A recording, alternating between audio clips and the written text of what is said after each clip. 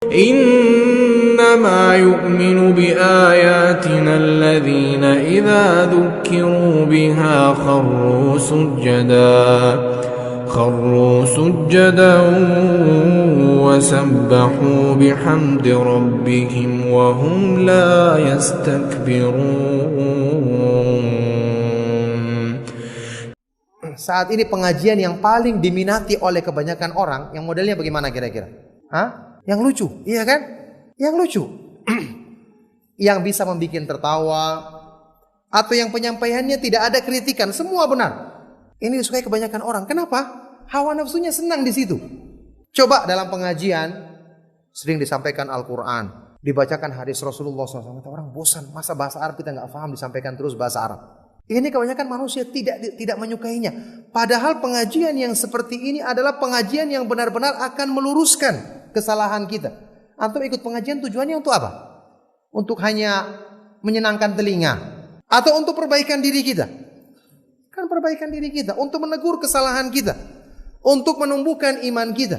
Ilmu itu dipuji karena semakin orang itu menuntut ilmu, semakin memperbaiki keadaan dirinya. Bagaimana kata Rasulullah SAW dalam hadis terkenal, riwayat Imam Bukhari dan Muslim dari Muawiyah bin Abi Sufyan radhiyallahu taala anhuma. Rasulullah SAW bersabda, "Man yuridillahu bihi khairan yufaqihu fiddin." Barang siapa yang Allah kehendaki baginya kebaikan, Allah jadikan dia faham dalam urusan agamanya. Kebaikan itu bukan didapatkan dengan banyaknya perkataan manusia, tapi dengan banyaknya firman Allah yang dibacakan, hadis-hadis Rasulullah SAW yang dinukilkan, pernyataan-pernyataan para ulama salaf yang diperdengarkan. Itu yang membuat baik hati kita.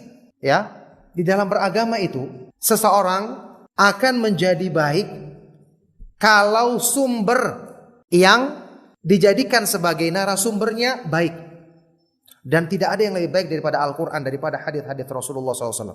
Fa inna asdaqal hadis kitabullah wa khairul hadi Muhammadin SAW. Sesungguhnya sebaik-baik ucapan adalah kitabullah, dan sebaik-baik petunjuk adalah petunjuk Nabi Muhammad SAW.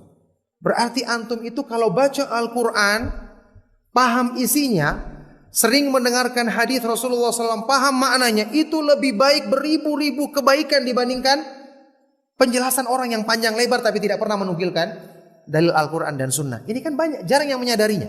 Orang lebih senang mendengarkan kata-kata indah, rangkaian bahasa-bahasa yang retorika. Retorika ini memang dibutuhkan, bisa jadi baik. Tapi dia bukan inti dalam hal yang disampaikan dalam kajian.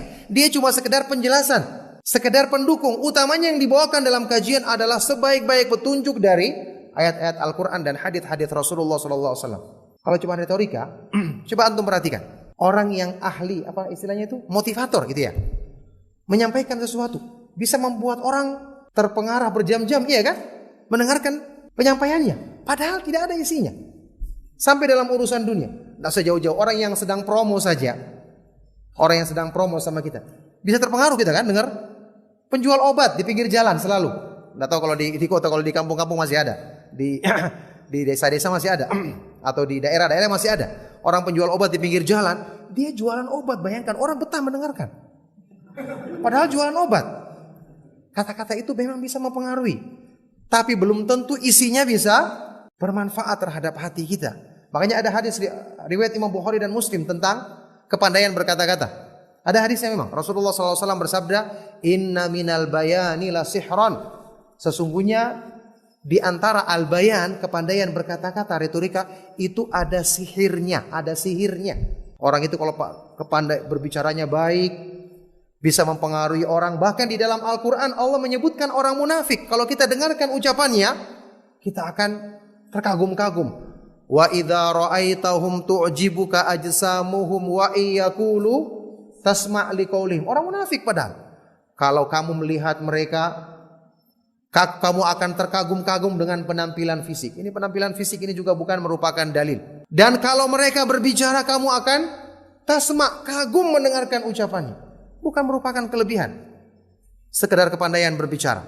Oleh karena itu, ini juga termasuk yang kita berjuang untuk menundukkan hawa nafsu kita ketika kita menghadiri kajian atau mendengarkan nasihat untuk kebaikan iman kita. Barakallahu fikum. Baik.